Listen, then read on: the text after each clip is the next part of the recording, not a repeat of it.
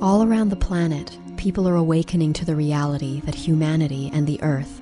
are now entering a heightened phase of activity on their inseparable journeys of growth and expansion. This acceleration is marked by the increasing intensity of global events and by the rising temperature of nearly every planet in our solar system. While here on Earth, time itself seems to be speeding up and chaos mounting as phenomenal shifts occur in our physical and perceptual realities with increasing rapidity. The simplest explanation behind this sense of speeding up is that our planet's vibrational frequency is rising. This event, which many ancient cultures have prophetically termed the Quickening, has begun, and it is the greatest opportunity of our times. For we are living in a period of tremendous change, where humanity's truths are shifting with exponential rapidity as today's more advanced technologies and awareness are working to reveal the new truths of tomorrow. And just as the perspectives of those who were born 50 or 100 years ago have had to shift to allow for our present version of reality, so too will we be invited to expand our perspectives of what is possible, to allow for the unfathomable changes that will come with the turning of the age and the birth of a new world. That said, one very real possibility that our research into the work of other seekers and sages indicates is becoming increasingly probable is that the world-changing events that so many are consciously or subconsciously waiting to occur in 2012 could actually happen as early as October of this year, 2011. And though we have awakened to the possibility that our world could be greatly altered before 2012, it is not our intention with this presentation to prophesy events as they are going to occur, but rather we intend to merely present some possibilities that might serve to expand people's perspectives of what could be. For we believe that by expanding our imaginations to explore possible future events, we may prevent ourselves from reacting in fear should the previously unimagined become manifest. And as a result of having already experienced these events in our minds, we will be more centered and able to see the opportunities they present should they or something similar occur. And so, with this understanding of the power of imagination as a means by which we may navigate the unknown, this presentation will not only explore what sorts of events could occur between now and October that might lead to the end of the world as we know it, but we will also look at how such events, regardless of how challenging they may seem, could serve to bring humanity to a global experience of unity consciousness that would then lead us into a harmonious new existence and to our return to the long prophesied experience of heaven on earth.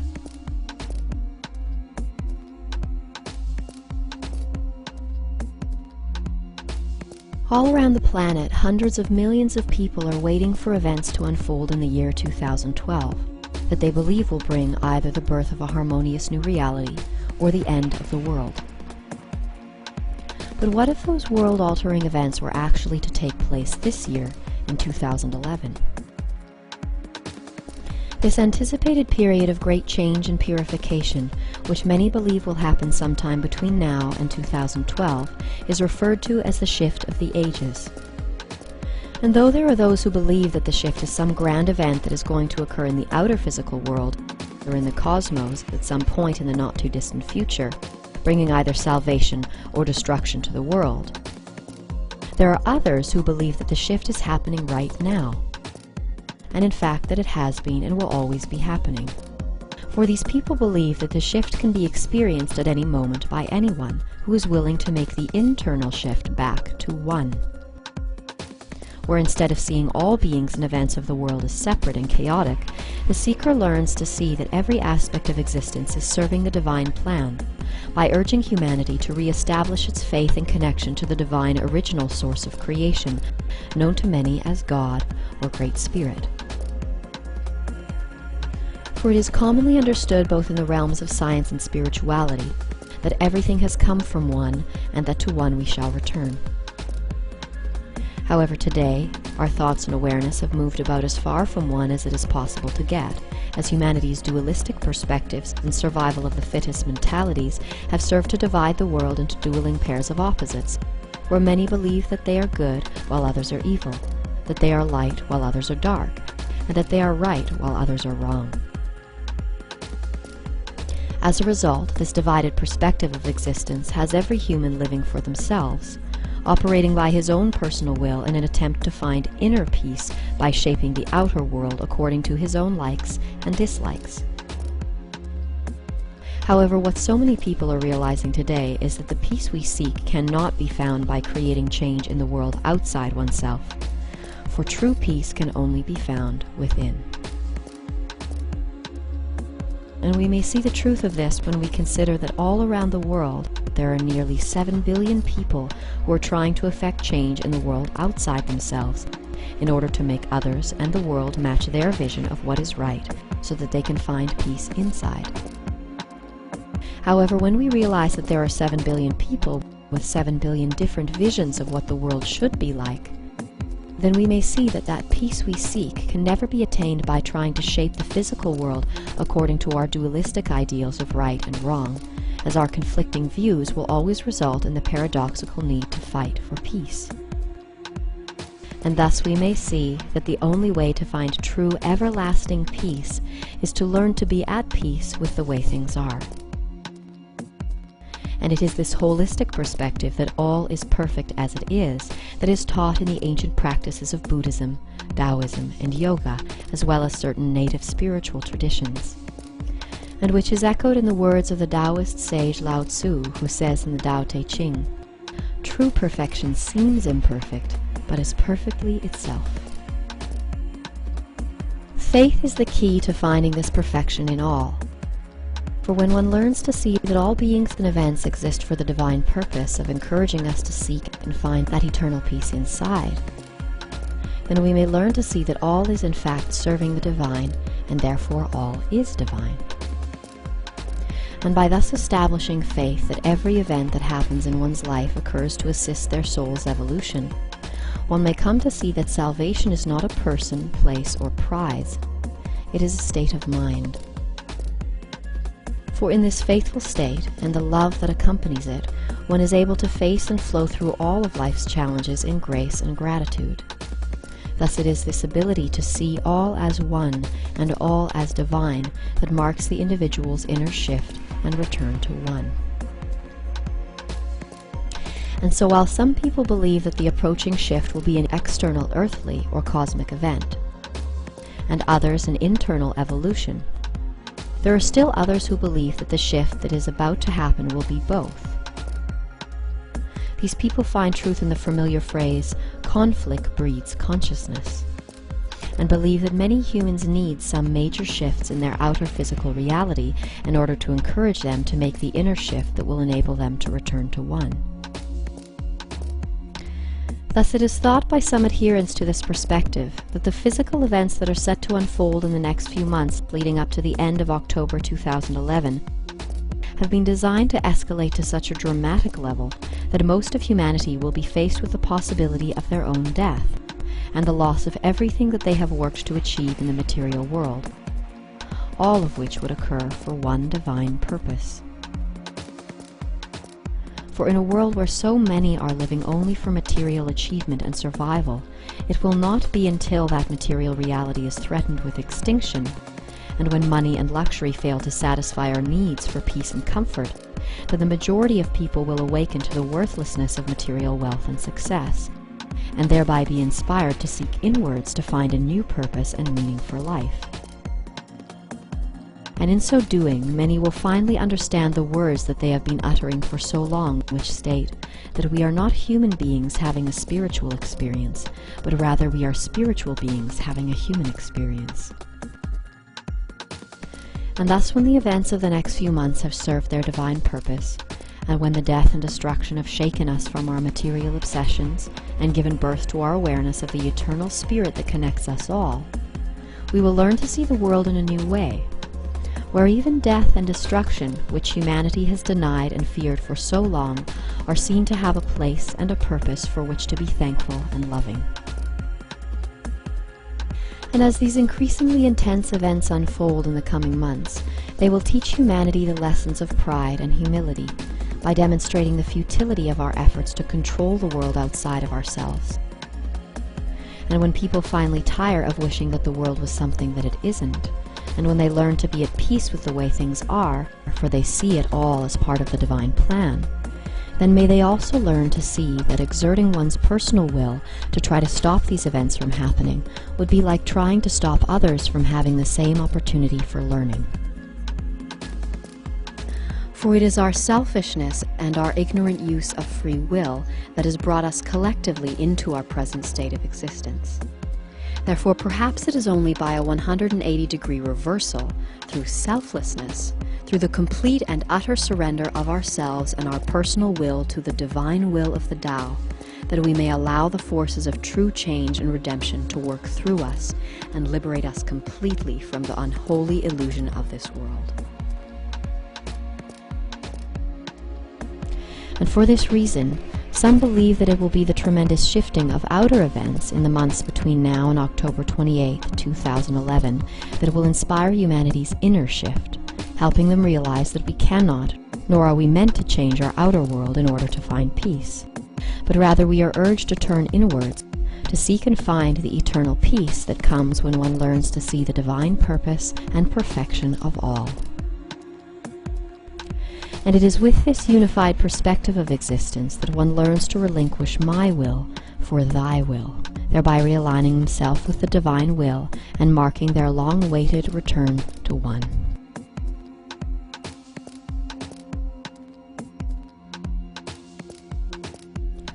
So when will these major changes occur in our outer reality that will encourage humanity to make its inner shift back to one?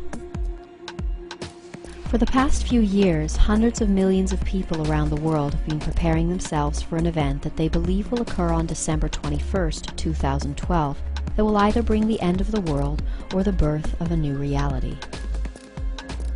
However, an understanding of the Mayan calendar discovered through Swedish researcher Carl Kalleman's study of ancient Mayan monuments, when compared with the escalating intensity of upcoming global events, shows the probability that those world-altering events could happen in the next few months between now and October 28, 2011.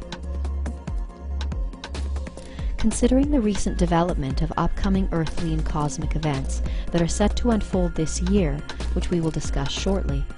this shift of perspective from 2012 to 2011 is one that people all over the world are starting to awaken to. While even the Mayans themselves, who have never given a specific date for when we could expect these big changes to occur, as they see the shift more as a process that occurs over time than an event that occurs on a given day, even the Mayans are now saying that great change will come in 2011. And thus it is our intention with the presentation of the following information to encourage people to prepare for the possibility that the world could be greatly changed this year. For the magnitude of shifting events that are set to unfold in the next couple of months could be so great that anyone caught still waiting for things to happen at the end of 2012 might be so shocked by the suddenness of events that all they will be able to do is react in fear,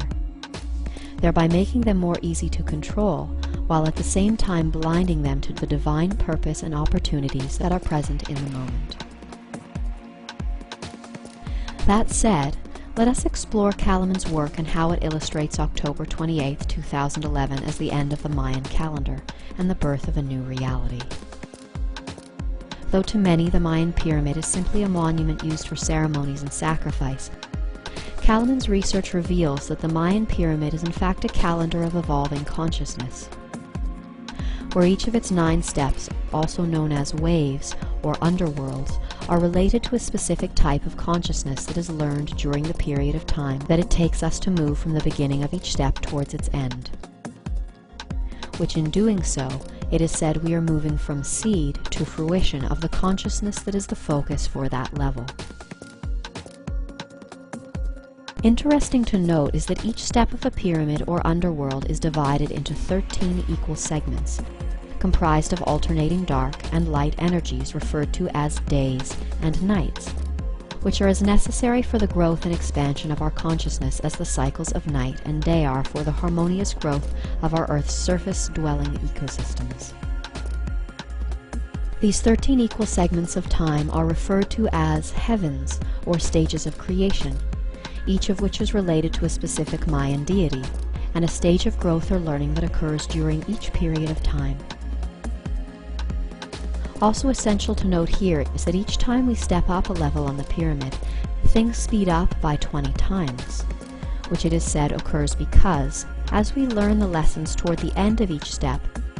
the vibrational frequency of our collective consciousness, and therefore our reality, rises by 20 times.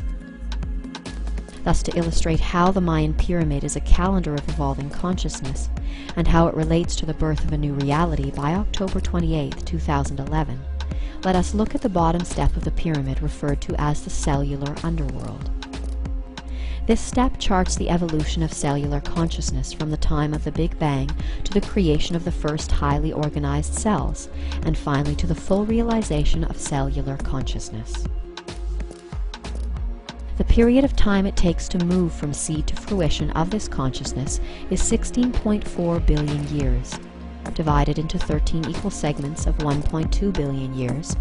which means that during this phase of creation there occurred a subtle shift in consciousness every 1.2 billion years that brought the collective mind to a deeper experience of the cellular underworld. To explain this further, let's move to the 8th step on the pyramid, known as the galactic underworld, and whose focus for learning is ethical consciousness.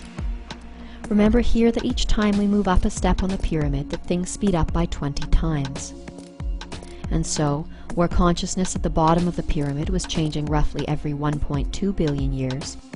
when we moved up to the 8th step, which began on January 5, 1999, consciousness, which on the step just below was changing every 19.7 years, then on the 8th step began to shift every 360 days,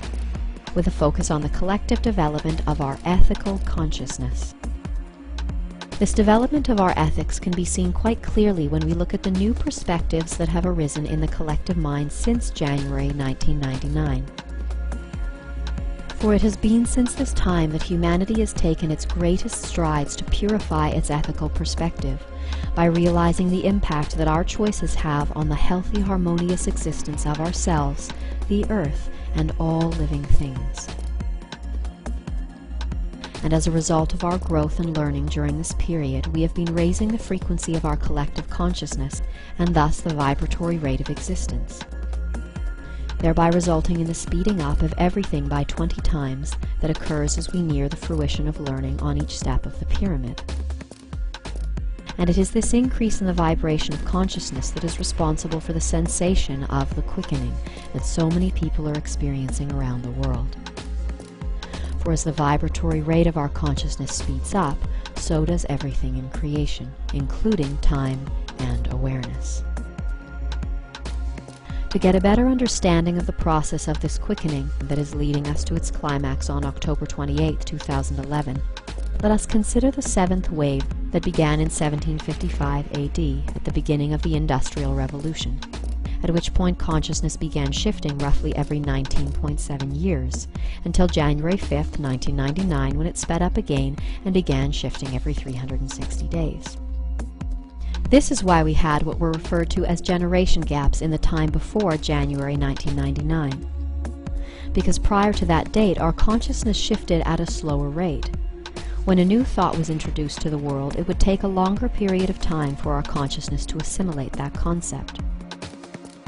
For instance, when the perspective that women are equal to men was presented to the Western world, it took roughly 20 years for that seed of an idea to take root. However, for those who were alive for 40 or 60 years before that idea was presented, it could take longer for their perspective to switch, if it did at all, because they had spent so long seeing the world in a way that was different to what was now being presented. However, that all changed when we moved up to the 8th wave in January 1999, at the same time as the global proliferation of the Internet, for human consciousness then began to expand at an accelerated rate, as any new idea or concept that was created or realized could be immediately learned by anyone around the world, regardless of how young or old they were. And because our perspective of the world was accelerating at a speed relative to the phenomenal global growth of the Internet, many people around that time experienced a sensation of quickening. And though this quickening is perceived by many as a speeding up of time, still others believe that it isn't time that is speeding up, but rather that it is the amount of change and information that we are able to process in that time that is accelerating. Thus, aware of this concept of the quickening of consciousness, let's now look at the ninth step, or wave, which began just recently on March 9, 2011, 2 days before the earthquake in Japan, at which point consciousness, which was previously shifting every 360 days, is now shifting every 18 days, which it will continue to do until October 28, 2011, when it is said that we will come to the simultaneous completion and full realization of all 9 underworlds at once. Which in other words means that around the end of October, every living thing, which is an individual thought of the collective mind, would somehow come to the simultaneous full realization of every level of creation from the moment of the Big Bang to the completion of the Mayan calendar on October 28th. And here it is thought that the only way that we could come to the simultaneous full realization of every aspect of creation is to become one with it. For no one knows you like you know yourself, and therefore in order to truly know every aspect of creation, some believe that we will be given the opportunity to experience our oneness with everything that has and will ever exist, as if it were ourselves. And it will be through this experience of oneness that we finally realize truly who, what, when, how, and why we really are. This return to one is reflected in the scientific and spiritual teachings around the world, which uniformly agree in the expansion and contraction of the universe, and which also state that everything has come from one, and that to one we shall return. This concept of our return to one is also supported in the focus for learning during our current experience of the ninth wave, which is dedicated to the collective development of our unity consciousness, which Kalaman's research indicates will be fully realized by October 28, 2011.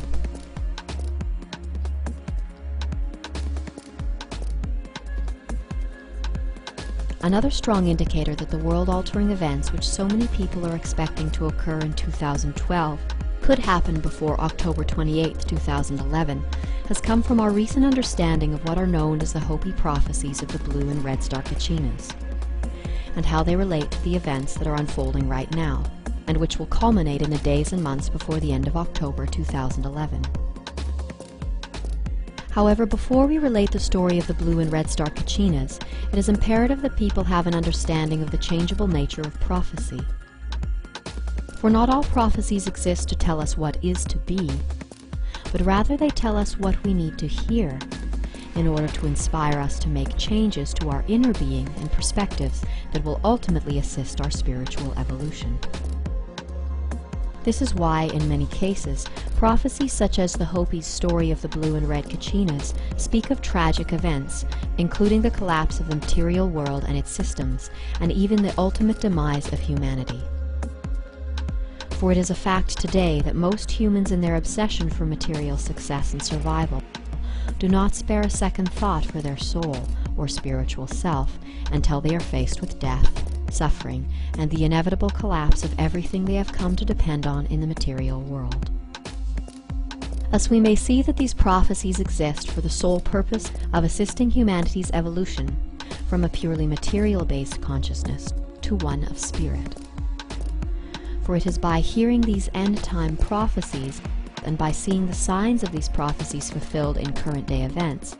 that one is given the opportunity to fully realize the temporary nature of our physical reality, and thereby be inspired to seek out an understanding of the greater spiritual purpose of our existence. And though many in the world today will ignore these prophecies and stories of destruction because of their fear of contemplating the end of the material world as we know it, what so few people understand is that prophecies can be changed. For if it can be understood that the destructive stories and events detailed in prophecies exist for the sole purpose of encouraging a shift in consciousness, then it may be realized that once the collective mind has made that inner shift, the cataclysmic events that are no longer needed will eventually give way, as the group mind's vibrations are raised to match those of a harmonious new experience of reality, where there will be an entirely new set of lessons to be learned. Meanwhile, those who out of fear choose to deny our spiritual purpose and cling to the material world will be required to experience increasingly more destruction at an intensity that exactly matches that of their attachment to their material-based perspective of existence. For some, it will not be until they've experienced the complete destruction of the planet and all its life that they will finally be inspired to surrender their hate, fear, and pride and see the spiritual purpose and oneness of everything in existence. Having thus awakened to the spiritual reality of all as one, their soul would then rise to the spirit level, at which point they would join all of the other souls, energies, and entities who have made the same choice to return to one. And here it is essential to realize that our reality is not, nor can it be changed by our fearful efforts of self-will, such as, let's focus our will to stop this from happening. For in any such efforts, the lower limiting vibrations of fear that motivate people to try to control events will create blockages that prevent the free movement of the higher vibrations of divine love, will, and wisdom throughout the body. That said, we may see that through proper attention and an understanding of prophecies such as the Hopi story of the blue and red Kachinas, people are given the opportunity to make a choice that will greatly affect their spiritual evolution. And it is the importance of this choice in our soul's journey that is reinforced by the appearance of the glyph representing the word choice on the Hopi monument known as Prophecy Rock. Thus the choice, which will become increasingly prominent in the days and months approaching October 28, 2011, is: will we choose to cling to our material perspective of existence and live in fear and hate as our physical world crumbles around us? Or will we, like a phoenix rising from the flames, choose with faith and love to see the divine purpose of the decline of our material existence, whose passing will inspire a once material-obsessed humanity to shift to a more spirit-based perspective of existence? For it has been said in another message given to us by the Hopi people that this could be a good time. And for anyone who sees the spiritual purpose of the events that are set to unfold in the next few months, it probably will be. While those who wish to hold on to the old world and its ways might find the next few months extremely challenging. With this understanding of the divine purpose and the changeable nature of prophecy, let us now look at some information that has been surfacing from NASA in the past couple of months, and how it relates very clearly to the Hopi prophecy of the blue and red star Kachinas, thereby indicating that the world-altering events that so many people are expecting might occur in 2012 could happen as early as October 2011. Thus, the Hopi prophecy of the blue and red star Kachinas, which may be read in its entirety at the link below, speaks of 4 celestial bodies that will appear in our skies announcing that we have entered the end times. These 4 bodies are referred to in the prophecies as Pagongahoya and Palangahoya, the guardians of the North and South Poles, Nangasohu, referred to as the blue star Kachina, and the red star Kachina, also known as the Purifier. It is said in the prophecy that in the final days we will look up in our heavens and we will witness the return of the 2 brothers, Pagongahoya and Palangahoya, who helped create this world in the birthing time. In the final days, the blue star Kachina will come to be with his nephews, and they will return the Earth to its natural rotation, which is counterclockwise. It is also stated in the prophecy that the return of the blue star Kachina, who is also known as Nangasohu, will be the alarm clock that tells us of the new day and a new way of life, that a new world is coming. This is where the changes will begin. Of extreme interest is the fact that NASA has recently, albeit quietly, released that there are 3 what are presently being called comets heading to Earth right now, all of which will be visible and in very close proximity to the Earth between the dates of August 15th and September 26th, 2011. Though the first body to make its pass will be Comet Honda coming in from the south, and at its closest approach to Earth on August 15, 2011. Of particular note is the body that people are referring to as Comet Elenin, which much research is showing is either a supermassive brown dwarf star or is being followed very closely by one. This conclusion has been derived from the fact that there have been 3 alignments with this comet, the Earth, and at least one other celestial body over the past year and a half. And each alignment has resulted in a major earthquake on Earth. To see the dates of these alignments for yourself, you may visit NASA's Jet Propulsion Laboratory webpage at the link below. Here you will see that the first alignment with Elenin occurred on February 23, 2010,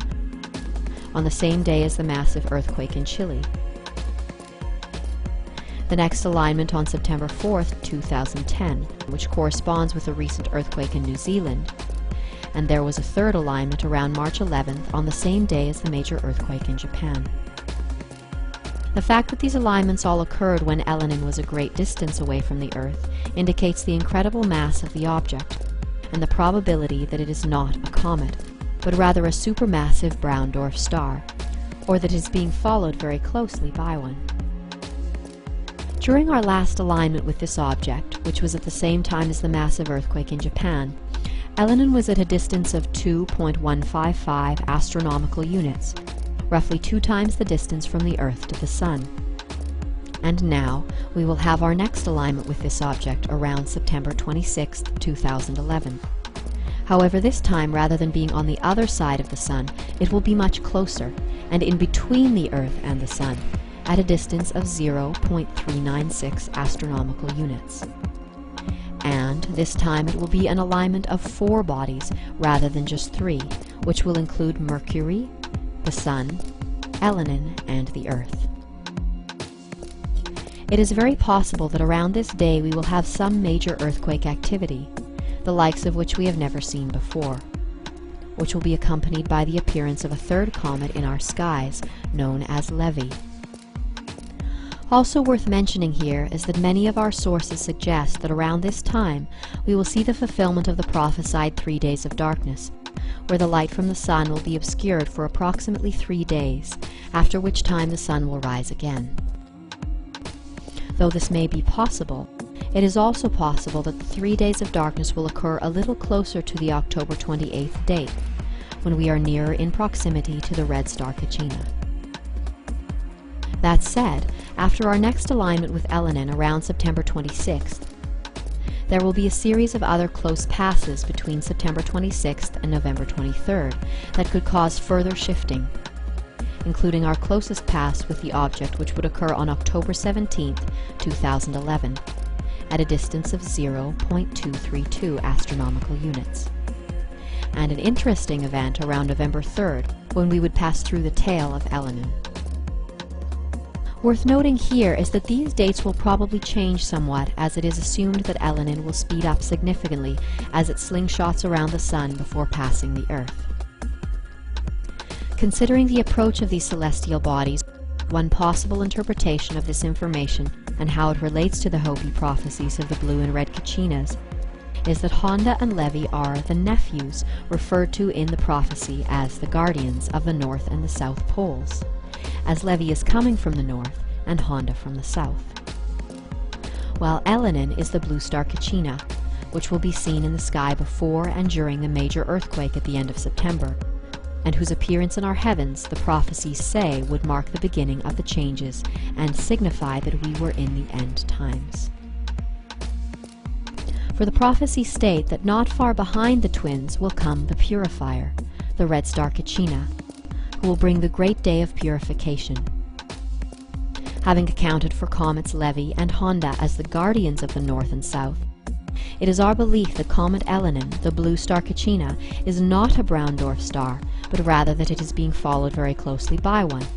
or some other supermassive celestial body. And according to our understanding of the prophecies, this supermassive body that is following Elenin would be the red star Quickening, known as the purifier,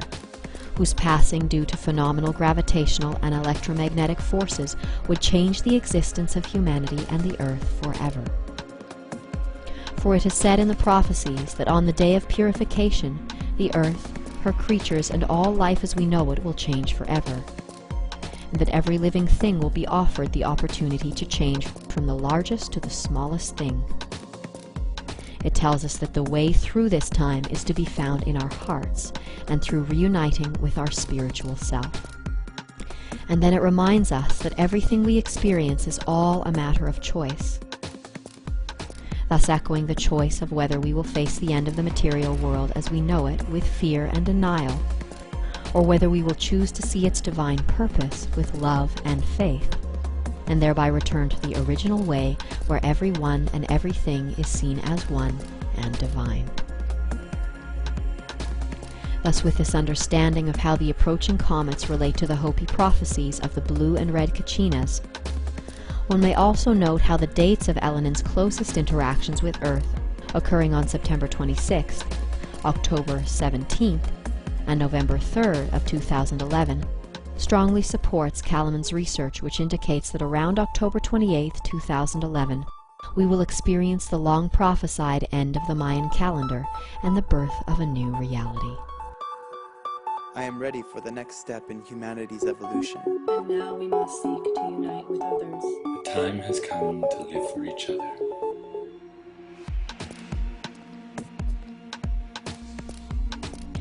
Having explored the possibilities of how the world could be greatly changed by October 28, 2011, let us now consider how the events that are set to unfold in the next few months could assist humanity in its evolution, from a purely material-based perspective of existence to one more rooted in spirituality. As mentioned before, there are many people in the world today who, because of their focus on material success and survival, will not spare a second thought for their soul or spiritual self until they are faced with death, suffering, and the inevitable collapse of everything they have come to depend on in the material world. Thus, in accordance with the familiar phrase that it is always darkest before the dawn, it is our belief that in the coming months the world will be required to experience a level of death and destruction that will encourage its material-obsessed inhabitants to return to a more spiritual-based perspective of existence. And though it's understandable that the collapse of our material world and its systems could be quite a frightening experience, it is essential to understand here that those who learn to have faith in the spiritual purpose of these events will be given the tools and awareness that will allow them to face and flow through all of the challenges of the coming shift in relative grace and ease. We have been told that faith is the key. For when one learns to see that all beings and events exist for the divine purpose of encouraging us to seek and find that eternal peace inside with the way things are, then we may learn to see that all is, in fact, serving the divine, and therefore all is divine. And with this perspective, one may learn to move through the events of the coming months with a heart full of love and gratitude, rather than being consumed by hate and fear. And it is the power of this faith to bring us peace that is being referred to in the Hopi prophecy of the blue and red Kachinas, when it says, "Life will get very perverted, and there will be little social order in these times. Many will ask for the mountains themselves to fall upon them just to end their misery, while still others will appear as if untouched by what is occurring, for they are the ones who remember the original teachings and who have reconnected their hearts and spirit." Having thus remembered the divine role that destruction may play in our spiritual evolution, let us now explore some of the potential challenges that could unfold in the next few months that might assist our soul's journey back to one.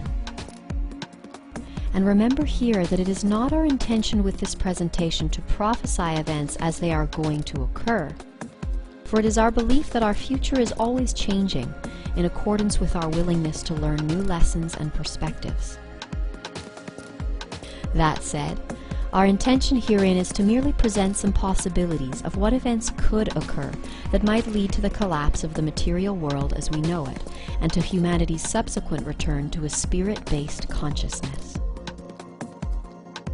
Though to many people whose perspective of the state of our world is molded by popular news and media, the idea that our entire material reality could collapse in the months between now and October 28, 2011 might seem like a sensationalist Hollywood film. What so few people realize is that the process is already well underway. In truth, a simple string of events whose elements are already in place could cause the toppling of our existing world systems within as little as a week or 10 days. And though it may not look exactly like this, this is one possibility of how it could happen. All it would take is another staged terrorist attack in an American city similar to that of 9/11. Except this time, rather than airplanes, the damage would be delivered by a device called a suitcase nuke, which is a hypothetical suitcase-sized nuclear bomb, which has begun to receive a lot of mention in films and news reports within the popular media.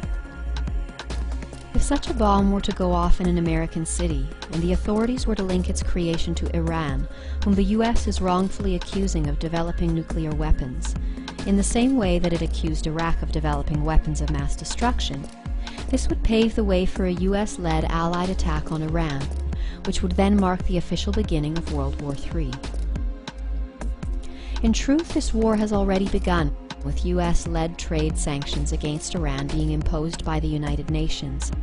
in an effort to cripple the country's military and economic production, while the US and its allies make preparations for war. It is also known that for some months now the US has been amassing troops and weapons in Israel in preparations for a massive offensive in the Middle East. However, with the US having recently reached its $14.3 trillion debt ceiling, with the dollar flagging and the euro near collapse, and with the US already overextending itself in wars in Iraq, Afghanistan, Libya, and Pakistan, its decision to engage in a world war, along with the crippling effects of the staged terrorist attack, would crush whatever faith remained in the US markets and result in the collapse of the American dollar, which would in turn begin the spiraling collapse of all the world economies. With world oil prices hovering at record highs, the Iranian president has promised that as soon as the first bomb drops on Iran, he will set the oil fields on fire. Thus, with the value of the euro and the dollar dropped through the floor, the flaming oil fields would result in the skyrocketing of gas prices, which would then lead to the inability to transport food and other goods around the world. Statistics indicate that without steady transport, most urban centers would be depleted of food and resources within 3 days. And as quickly as that, the world would be changed forever. However, there is much research which we will post on our webpage that indicates that these are just the beginning of a series of progressively intense and unfathomable events that have been designed to be so shocking that many people who are completely unaware of them will be desperate for any form of salvation. And it will be at the point of humanity's greatest desperation that those who have orchestrated these events will provide one self-serving solution, and that is to unite the globe under the authority of a new world order. Here our existing political, economic, and military institutions would unite under a one-world government, one-world economy, and one-world religion, which would offer to meet the immediate needs of humanity, providing food, money, and medicine, and even miracles, in exchange for complete obedience and subservience to the system. However, it is essential to understand here that even though the voice calling people to the New World Order may use the appealing words of unity, truth, and service, it will only be offering a temporary solution to the symptoms of humanity's suffering, along with promises to preserve a degree of comfort and security within a familiar system, where people are divided by the old world perspectives of good and evil, rich and poor, strong and weak. This voice will speak to people's fears and to their desires to protect and preserve the self. And all those who choose out of fear to cling to the material and continue their support of a ruling elite who have proven their lack of caring for the world and its inhabitants will, by the quality of their own thoughts and emotions, be required to experience increasingly more hardships until such a time that they are willing to put their faith in the divine spirit, rather than the corrupt institutions of man or his false gods. So what sort of events could unfold in the next few months that might bring the world to such a state of desperation that it would agree to uniting the planet under the authority of a new world order? Should events similar to those mentioned previously occur, it is possible that the desperation caused by global food shortages and the collapse of the world's economies could lead to worldwide pandemonium, as cities erupt in mass riots and looting, while people rise against each other and their governments in a desperate attempt to acquire food and resources for themselves and their families. This violence would be greatly compounded by the threat of nuclear war and invading forces that would be escalating around the world.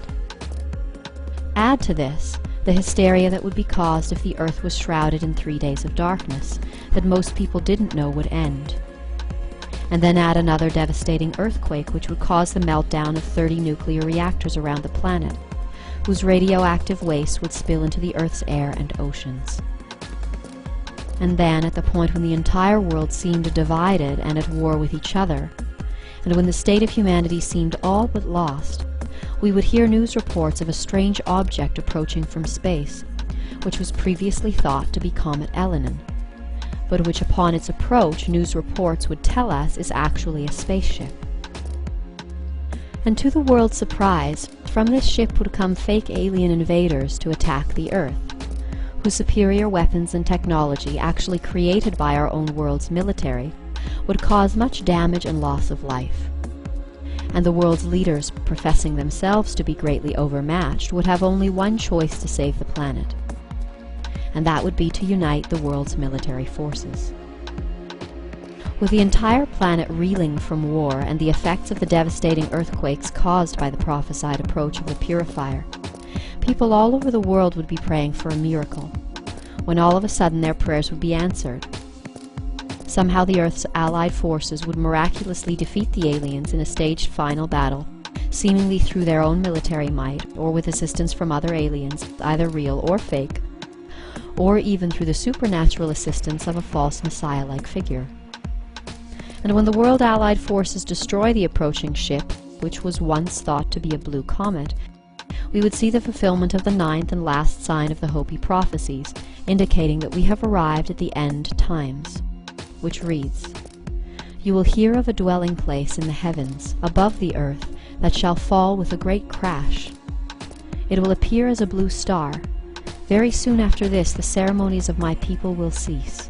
For very soon afterward the red star Kachina will return, and he shall bring with him the dawn of the 5th world." With the alien threat defeated, a broken and battered humanity would still have to deal with the wrath and destruction caused by the approaching red star Kachina. And thus, in the wake of humanity's staged victory, and in the face of oncoming threats, the world's United Nations would, in a show of false goodwill, speak of the oneness of humanity and call for the unification of the world under a one-world government. All of the world's debts would be erased, and a new global currency would be created, of which everyone would be offered a set number of credits in exchange for their willingness to keep working for the self-same system of governance and authority. Anyone wishing to receive these cash credits, food supplies, and medical care from this one-world system would be required to get a microchip implant that would allow their movements and ID to be tracked. And all those who do not comply with the rules and regulations of the system would simply have their chip deactivated. And at the top of this new world order, at the capstone of its pyramid of control, would be the false savior, which could appear either as an alien being or as a luminous messiah-like figure who would perform signs and miracles so great that they may deceive, if that were possible, even the elect.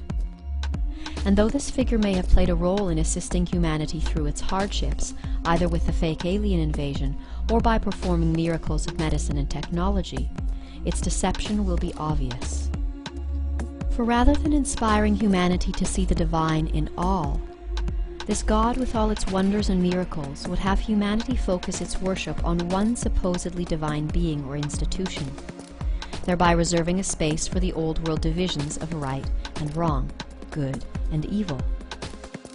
And the worship of this thing would be most likely controlled by our present-day ruling elite and popular spiritual leaders, who would place themselves in between humanity and this fake God. As fantastical as all this may sound, there is much compelling evidence that points to the possibility of such events occurring, even those as extraordinary as the fake alien invasion, the possibility of which is being planted in people's minds through the noticeably high number of alien invasion movies and television shows that have come out in the last year, including the recent National Geographic series called When the Aliens Attack, which shows how the world's military forces would face and defeat a hostile alien invasion, not if, but when it happens. And here it is essential to realize that compliance with the New World Order is a trap, just as surely as wishing harm upon those responsible for its creation. For both are reactions of fear. However, if one is able to remember that all of this death and destruction is actually serving the divine purpose of shifting us from a material-based consciousness to one founded more on spiritual awareness, then we may break away from the fearful reactions of compliance and resistance and take our first steps down the path towards the original way, mentioned in the Hopi prophecies, where everything is seen as one and sacred. For if we can learn to see that those whom we would perceive as dark or evil are in fact serving us, by providing experiences that are essential on our path to self-realization, then perhaps it is also possible to see that in fact they are us, or at least an essential part of us, just as we are a part of them. This vision of oneness is reflected in the words of Rumi when he says, "Out beyond ideas of wrongdoing and right-doing, there is a field. I'll meet you there. When the soul lies down in that grass, the world is too full to talk about. Ideas, language, even the phrase each other doesn't make sense anymore."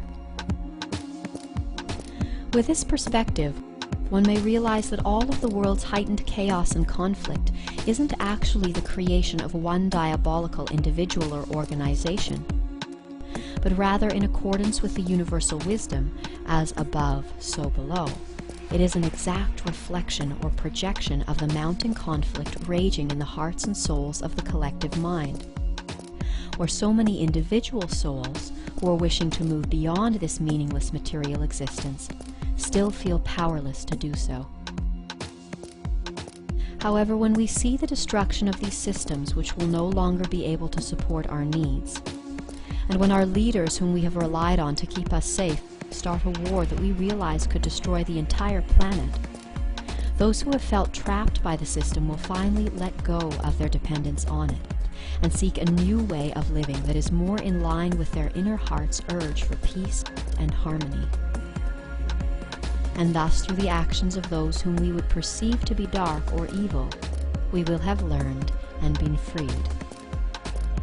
And in accordance with the perfection of this divine plan, our ability to love and recognize our oneness with those whom some would call our oppressors will be the power that sets those oppressors free as well. For the prophesied return of the purifier will open up the book of life, where the thoughts and deeds of every living being throughout creation are recorded for all to see.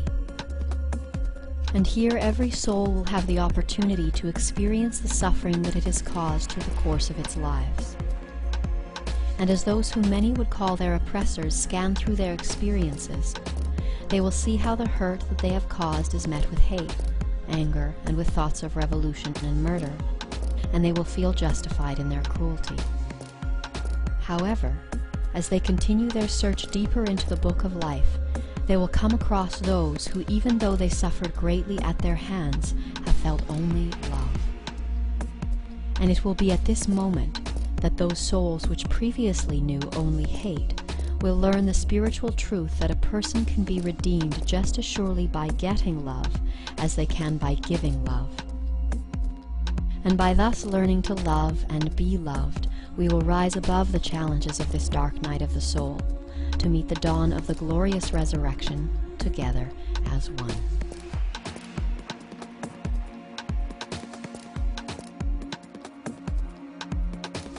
With this glimpse of the dawning rays of our rising unity consciousness, let us now consider when and how the first major events might unfold that will bring us to such a profound experience of oneness with everything, that we will come to the full realization of every level of creation. For it is our intention that by presenting the potential dates when things might unfold, that when people see some of these first events actually happen, it will enable them to believe that the material world is on the verge of collapse, and thereby inspire them to let go of their attachment to it. And in a world where so many have no idea that these changes are coming, we would encourage those who have awakened to the whats and whys of events to resist the urge to focus primarily on how one may save themselves, and to consider instead what one may do to help others. For if one is consumed with the need to save themselves through these days of great change and challenge, they will be driven primarily by the energy of fear. Whereas if one is able to turn their focus towards helping others, they will change their motivation and therefore their vibration from one of fear to one of love.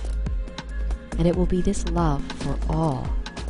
and faith in the divine purpose of all that is occurring, that enables one to move through all of the challenges of the coming days in relative grace and ease. That said, there are some interesting indicators revealed in Kalaman's research of the Mayan calendar that show the potential dates when things might unfold. Of particular interest are the periods known as the fifth day and the fifth night that occur on each step of the pyramid. For it is understood that during the fifth day of each underworld, we typically experience a global event that marks a great leap forward towards our deeper understanding of the consciousness being learned on that level. And past trends show that typically the fifth night brings a great global challenge, which then gives the collective mind the opportunity to put the lesson it has just learned into practice. Looking at events that occurred during the fifth day and night over the past few steps on the pyramid, we can see that during the national underworld, the positive values and teachings of Christ were followed in the fifth night by the appropriation and perversion of those teachings during the Dark Ages. While during the planetary underworld, the fifth day brought us World War I, along with the automation of industry and the expansion of our perception of reality through Einstein's theory of relativity. The end of the fifth day was marked by the beginning of the Great Depression, which then continued through the fifth night, accompanied by World War II and the use of the first nuclear weapons against Japan. During the galactic underworld, the fifth day saw a profound shift in consciousness towards peace and harmony,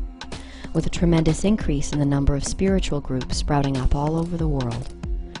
While the fifth night was marked by the 2008 collapse of the American and European economies, which now brings us to our current step on the pyramid, known as the universal underworld. Based on this understanding of the unique energies and experiences that typically accompany the fifth day and the fifth night, one could expect that the major shifting of consciousness and world events would begin during these periods. Thus it is possible that during the fifth day, which extends from July 31st to August 18th, 2011, we could see a creative expression of unity consciousness manifested through an event as spectacular as the presentation of some major medical or technological breakthrough, created to benefit mankind. It is also possible that during this time we could see the beginning of another Great Depression, as we saw at the end of the fifth day of the planetary underworld. This is a very likely possibility, which could be catalyzed by the flagging faith in the U.S. markets, caused by the American having recently reached its $14.3 trillion debt ceiling,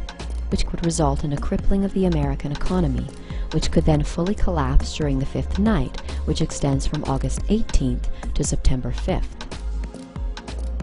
During the fifth night, it is very possible that an economically fragile America could be hit by another staged terrorist attack, which would be the final blow that causes the collapse of the American economy and sends the economies of the world into a downward spiral. And just as we saw during the fifth day and night of the planetary underworld, the world's slump into another Great Depression would be followed by the start of another Great War, that of World War III. The dates of the events following the fifth day and night, including the fake alien invasion, 3 days of darkness, and the major earthquakes caused by the passing of comet Elenin, are impossible to guess apart from saying that they will probably happen near the end of September. For it is our belief that things will occur faster than anyone can imagine, as hinted by the age-old prophecy that the end will come like a thief in the night.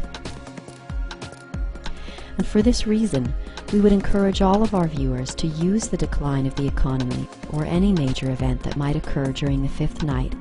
as the sign by which they will choose to let go of their attachments to the material world and its systems, and to leave the cities and return to nature, where the mountains, waters, and trees will support their return to the original way mentioned in the Hopi prophecies. For we are told in the prophecy of the blue and red Kachinas that life will be so bad in the cities that many will choose to leave this plane, some in whole groups, and that only those who return to the values of the old ways will be able to find peace of mind. For it is in returning to a simple life with and upon the earth, amongst her forest and mountains, that we shall find relief from the madness that will be all around us. That said, it is essential to understand that we are always exactly where we are meant to be, when we are meant to be there. And even if one cannot make it out of the city, it is important to remember that one can always connect to the earth and its elements by turning their thoughts to a glass of water, or the ground beneath their feet, or a tree, a lit candle, or even a light breeze. And so with this understanding of when events might unfold, let us consider how the increasing intensity of world events has been divinely orchestrated to bring all of us to such a profound experience of oneness that we would come to the full realization of every level of creation by October 28th, as suggested in Kalaman's research of the Mayan calendar. According to Kalaman's work, the focus for learning during the 9th wave from March 9th to October 28th, 2011 is unity consciousness. And therefore it is thought by some that the increasing intensity of events that are set to unfold in the next few months will move us through progressively deeper experiences of unity and oneness,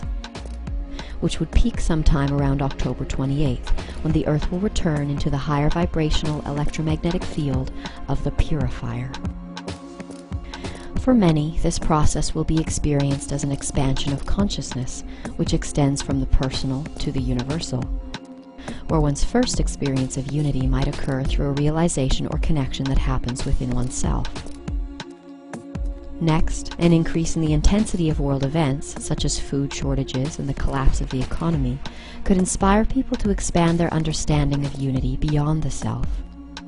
by encouraging them to seek out other like-minded friends and individuals with whom they might share resources and understanding that could help them meet the increasing demands of the moment. A further increase in the intensity of the global situation caused by massive earthquakes and other global disasters could cause a further expansion of the concept of unity by inspiring people to extend their caring beyond the people in their own social sphere, resulting in a genuine caring and collaboration amongst strangers that comes from the realization that we are all in this together. Further intensification of the global situation through events as extreme as a fake alien invasion and the complete collapse of world systems could then cause some to perceive the formation of a new world order as the ultimate expression of unity, while others will see ultimate unity as the mobilization of the world's citizens in a revolution against such a system. However, as people across the face of our broken and battered planet rise to the peak of polarity, with the forces of the New World Order grasping for control, and the masses rising in revolt, the Earth's return into the higher vibrational field of the purifier around October 28, 2011, will bring the collective mind to a fully realized experience of unity consciousness, which will show the world that true unity is not the desire to gather large masses of like-minded people to support or oppose an idea, but rather true unity is the soul's realization that all is one already. For the passing of the purifier with its phenomenal gravitational and electromagnetic forces will cause such intense shifting of our outer and inner experiences of reality that we will have one of two choices. We may choose to see ourselves as separate from the events we are experiencing, which could rise to such a peak of intensity that our increasingly fearful desire for things to change would drive us insane. Or we could choose with love and faith to surrender our personal will to the divine will of the Tao, and realize that all that we are experiencing is a projection of our minds, and that it is divine. And in accordance with the divine wisdom given to us through the Tibetan Book of the Dead, we will see that recognition is simultaneous with liberation. For just as the soul's journey through the bardos encourages one to recognize that everything we experience is a divine projection of our mind, so too are we urged to realize the same during our brief journey through the material world. Although such spiritual seeking is met with little success in today's world because of the extreme difficulty in reaching integration in a vibrational field that is as psychically polluted as that of the Earth, during the revolving course of the cosmic cycles, there arise periods when great redeeming energies return to the Earth, allowing the process of integration to proceed more easily and rapidly. All around the world there exist ancient cultures and wisdom keepers whose texts and teachings reveal knowledge of such periods having happened in the past, while some even hold prophecies telling of the impending return of these forces of salvation. However, here again it is essential to understand that this returning Redeemer is not a physical personality of majestic stature residing somewhere outside the dense material world, but is essentially an impersonal divine unifying consciousness manifesting itself as light, love, and wisdom in a field of cosmic rays emanating from the center of our galaxy via the purifier. Thus, the return actually refers to the Earth's cyclic re-entry into the purifier's higher vibrational field, at which point we are anointed by its divine light and influence. And it is because of this divine anointing that the return is widely referred to as the return of Christ, which, stemming from the Greek word Christos, means the anointed one. Thus, we may see that Christ consciousness is not exclusively available to Jesus, but is available to every human being who experiences the infinite, changeless reality that lies at the core of each one of us. For just as the Christ through Jesus displayed only faith and love during experiences of great suffering, so too will all those who wish to follow Christ's narrow path be urged to face the challenges of the coming months with faith, love, and wisdom, willingly sacrificing their fears and attachments to the self, so that they may open themselves up to the fully expanded realization that all is one and divine. For in this period of purification, the mirror of truth will be held up for all to see at last, what we have become and which master we have truly served. And when humanity is left with no other choice but to face the truth and ourselves in utter honesty, to look, to see, and to weep in genuine repentance, then can love open our hearts and reveal to us the way of true devotion and holiness. It is thus through humble surrender that each person is given the opportunity to hasten their own spiritual growth and simultaneously transition into a bright new era. So how might our interaction with the purifier bring us to such a profound experience of oneness with everything, that we would come to the full realization of every level of creation by October 28, 2011? The answer to this may be summed up in one word: vibration. For if NASA's information suggesting that Comet Elenin is or is being followed by a supermassive brown dwarf star is true, then we will be greatly affected by the extremely high vibrations of its electromagnetic field upon passing, whose frequencies will be so great that some people say they could alter our experience of reality by raising our vibrations to the point where we will experience other dimensional planes, as evidenced in the Hopi prophecy of the blue and red Kachinas, where it says, "When the purifier comes, many things will begin to occur that will not make sense, for reality will be shifting back in and out of the dream state. Things unseen will be felt very strongly. There will be many strange beasts upon the earth in those days, some from the past and some that we have never seen. The nature of mankind will appear strange in these times we walk between the worlds, and we will house many spirits even within our bodies. After a time we will again walk with our brothers from the stars and rebuild this earth, but not until the purifier has left his mark upon the universe. That said, it is widely accepted in both the realms of science and spirituality that the human body, comprised mostly of water, is a conductor of sound, light, and information, all of which travel through our bodies as vibrations. Aware of this, we may now imagine that as the higher vibrations of the purifier move through us, they will cause our bodies to resonate with their frequency. Thus, as our vibrations rise and match the never-before experienced frequency levels of the purifier, we will be able to perceive higher levels of the electromagnetic spectrum, at which point we will be able to perceive all of the sounds, images, and entities that exist within our newly achieved range of frequency. Vibrating at this level, the spirits of the dead may be seen and heard, rising to meet the coming dawn, as humanity expands its senses and consciousness to perceive the forgotten fifth element of ether, that which connects us all. Here, too, we may perceive the parallel realms of the astral planes and share encounters with mythical beings, all of whom will attend us and the rest of humanity as our increasing frequency brings us all closer to a collective experience of oneness. As we reach the peak of frequency, the voices of others that we have begun to hear in our heads will rise in numbers and climax at the point when we hear all the thoughts of creation and experience all actions as if they were our own. So too may it seem like all the events of these lives are happening at once, and that all places are this place. As one may imagine, this expanded perspective of oneness could be quite an intense experience. And for those who choose to hold on to their knowledge of what is and is not possible, such events will threaten to shatter their psyches, as every sense is simultaneously overloaded.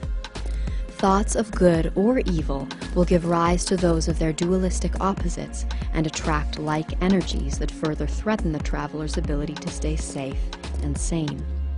And here we will have a choice, to either clutch to the banks of that raging river and be dashed against the rocks, or to simply let go and surrender to the roar and the flow.